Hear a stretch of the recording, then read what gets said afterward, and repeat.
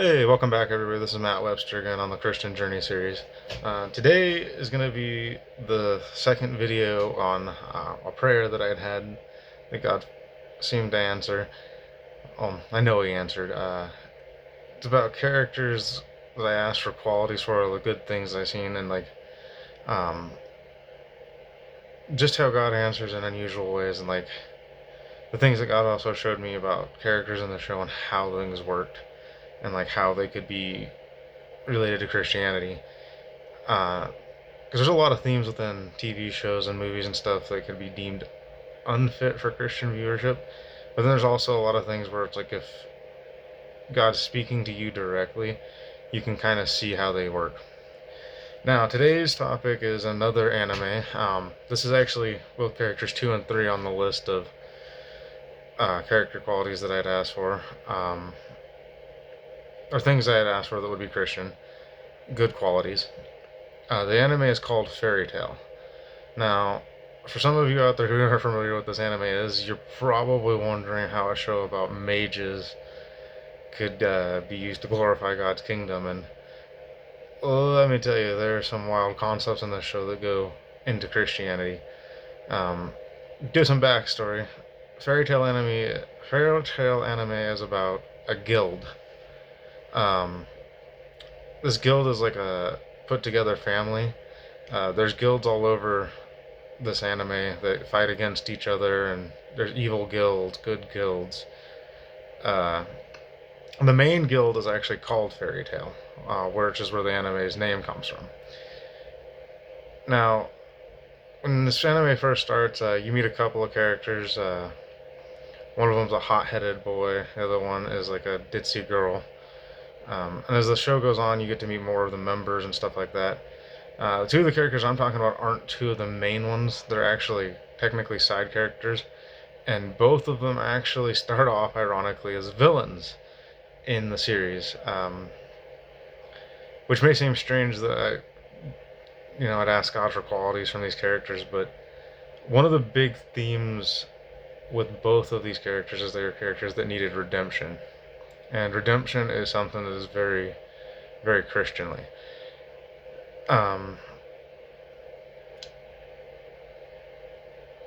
There's a lot of this anime that talks about the power of friendship and found family, which again is another very Christian concept, and I'll go through it as I go through the video.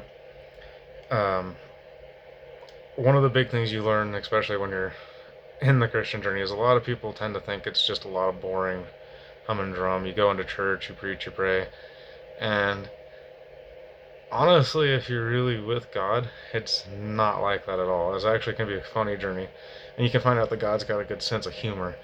Sometimes you'll be like, I see what you did there, and God does do that a lot with me in particular. I even noticed it with men in my church, especially my pastor. Pastor's got a great sense of humor. In fact, I'm almost positive I'm in this church because of the fact that I share a lot of qualities with a lot of the men in this church. We're all stubborn and pig-headed, but we're all also open to learning and being humbled. And in some ways, it can be kind of funny because when you do get humbled by God, it's not always a bad thing.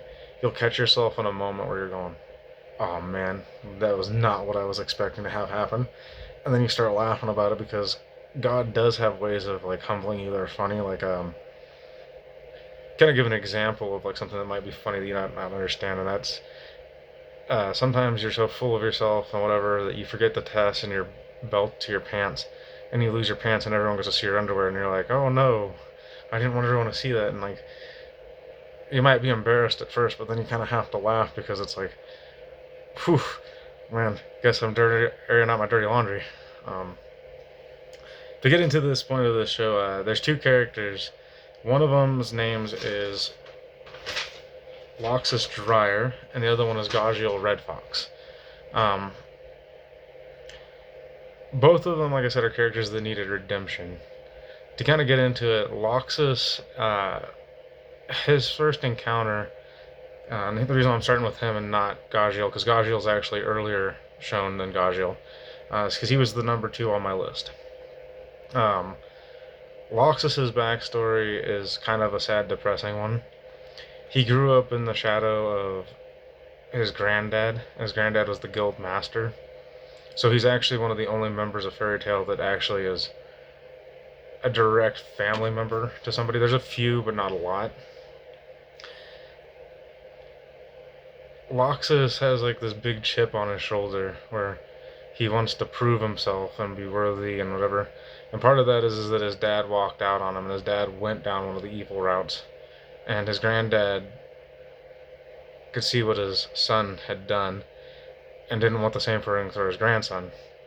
Well, his grandson rebelled and inevitably wound up going down a slightly dark path and got banished from the guild because he actually wanted to make the guild the most powerful guild, so he was trying to weed out what he thought was weakness because he thought that the way they relied on each other was weak.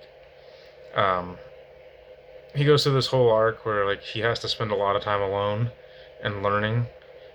But right before he leaves and he's been banished, there's like this sign where his granddad throws up. It was something, a nod to his childhood, where it's like, it was kind of like an "I will always love you" kind of sign. The big thing with this character, like, is he does go through like a whole redemption arc, and he ends up coming back and helping save the guild because he realizes that it's the love of his friends and his family, and like the fact that people in his life weren't willing to give up on him, and they could still see the good in him despite the fact that he kind of acted like a jerk. Personally, in my own life, I've done this, and I'm actually quite bad at pushing people away when I don't mean to. And I do tend to get a little ahead of myself in a lot of ways. And it was something I kind of had to learn, was that it's okay to rely on people.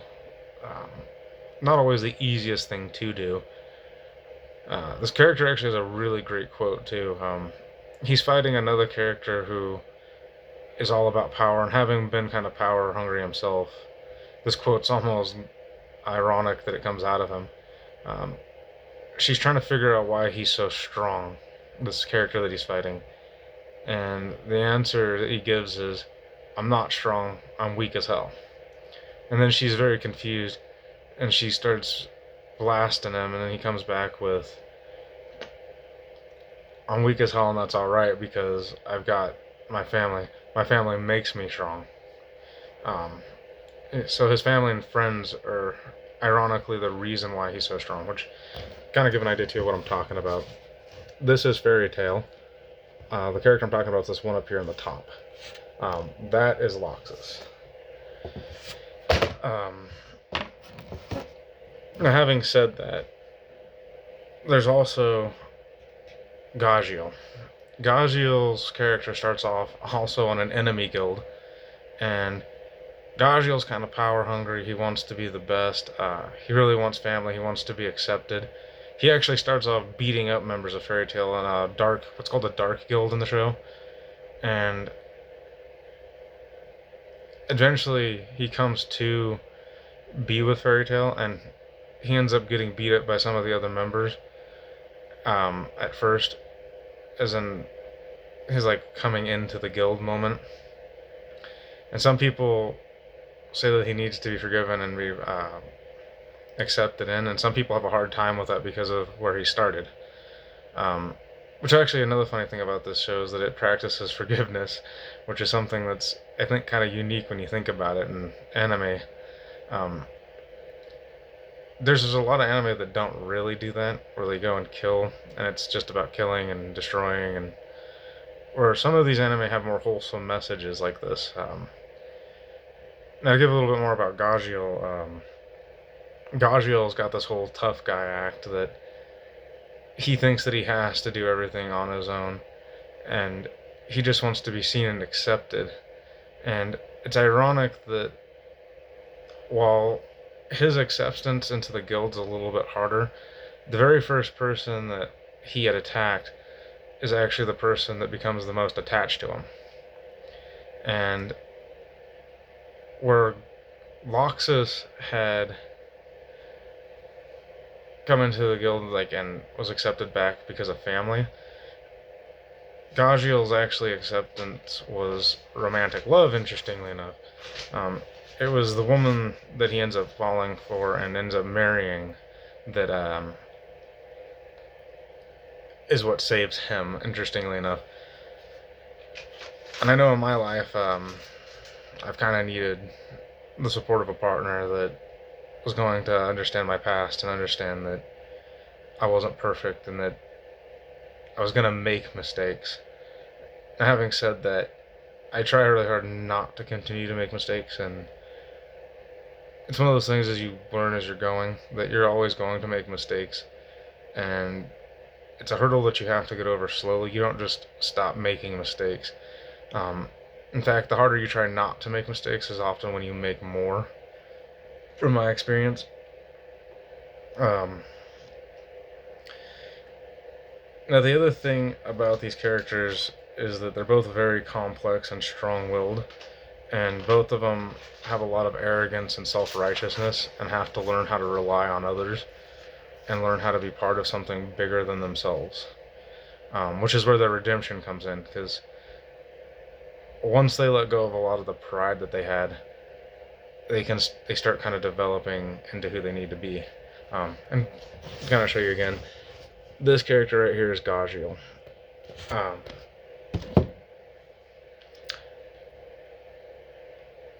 the other thing with these characters is it sometimes can be kind of hard.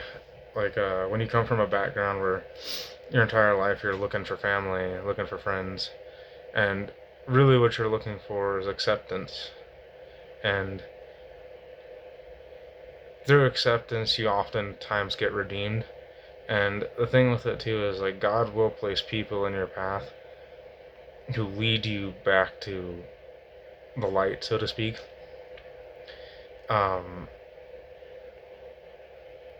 Redemption is a process. It's not just something that happens. Uh, in my own journey, in my own findings, I've mentioned this in a video before. What led me back to the path of redemption was God showing me the one thing I wanted most.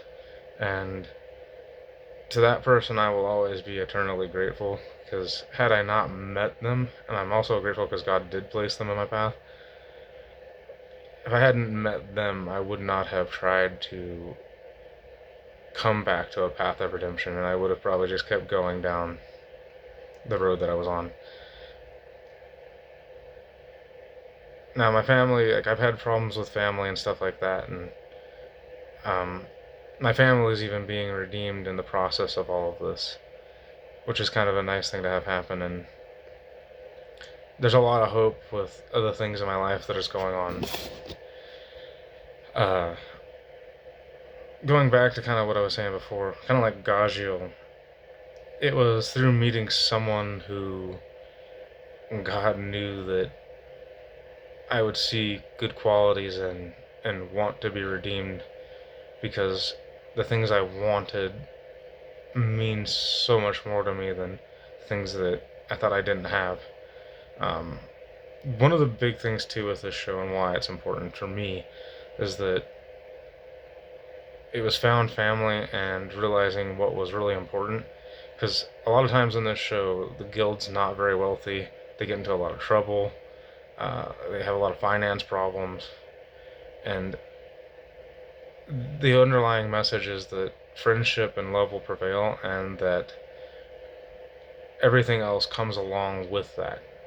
So, kind of like you're on your path with God, if you focus on the things that matter, and I will say this, they say worldly things don't matter, and that is true. However, friendship, love, forgiveness are not worldly things. These are of God. And loving your friends, romantic love, love of family, all of that is of God. Now, some of the other things that I want to kind of go over is that one of the cool things that was kind of also something really interesting about these two characters in general, Loxus is called the Thunder Dragon Slayer. Gajiel is called the Iron Dragon Slayer. To give some reference, there's certain magical powers in the show that only come from training to want to destroy dragons. And there's not very many of them in the show. The main character in the show, his name is Natsu, is a fire dragon slayer. But there's only, I think, like, I want to say, like, maybe 12 dragon slayers in the show once you get into the later series. Now, the reason why I think Iron and Thunder is particularly interesting is that those two things are mentioned throughout the Bible, and kind of give some references here. Like, God's voice is often depicted as thunder, like a booming thunder. And here's a Bible verse to kind of back that up. Exodus 19:19. And when the sound of the trumpet grew louder and louder, Moses spoke, and God answered him in thunder. What that is actually saying is that God's voice is thunder. Sometimes we don't realize that we're hearing God a lot, and it's not until we actually open up our heart that we begin to hear. Because sometimes, like, it's not things like you're hearing God whisper, like, "Oh, he said this," and it's like, it's not like me and you talking. It's like God speaks in a variety of ways. Sometimes it'll be moments where you're kind of like going, "Ooh, what the heck was that?" You know, like your light's flashing for no reason, then all of a sudden it stops. There can also be other spirits, and I won't get into that, but it's one of those things where you have to discern and kind of know what it is and how to know if God's the one speaking. Granted, in my own life, I've kind of figured out through a lot of trial and error when it's God speaking and when it's not. And that's something that every Christian has to go through on their own. Now, for Iron, it's found in fellowship and perseverance we have as Christians. There's actually a thing about Iron specifically in the Bible that I'll read here in a moment. The idea is that we are the iron together. So the people of God are iron. Proverbs 27:17. As iron sharpens iron, so one person sharpens another. Fellowship is the body of Christ.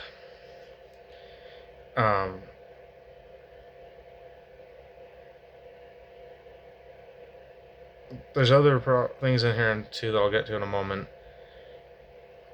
Iron and thunder both being very biblical, I thought was interesting, and dragon slaying. Because one other thing that's kind of mentioned is that Satan is a dragon. He's called the Red Dragon. So Christians being able to slay a dragon and having these two things on the list, I thought was almost prophetic in a way. Because oftentimes we as Christians have to slay demons and dragons. Now, as far as iron as well, Daniel 2:40 says, "Finally, there will be the fourth kingdom, strong as iron. For iron breaks and smashes everything, as iron breaks things to pieces. So it will crush and break all others." Again, just to highlight the point that iron and thunder, Christianly concepts. One of the other things I kind of got from this is that our voice, if we use it for good and speak truth with authority, we will be like thunder. And if we work in fellowship, our iron will be sharpened and hardened like a spear. Both these tools in conjunction can slay a dragon. So, dragon slaying is a big part of Christianity. Oftentimes demons transform into dragons, just to be clear. And that's, part of what we do. So if you feel like you've got a dragon in your life, you may want to consider trying to find God. As dragons are not something that you actually want in your life, and then part of it, you want them slayed. Anyways, I hope this message finds you all well, and I hope that this kind of enlightens, like, another thing that God can use to demonstrate how something can be used that would otherwise seem like it couldn't. Anyways, see you guys next time.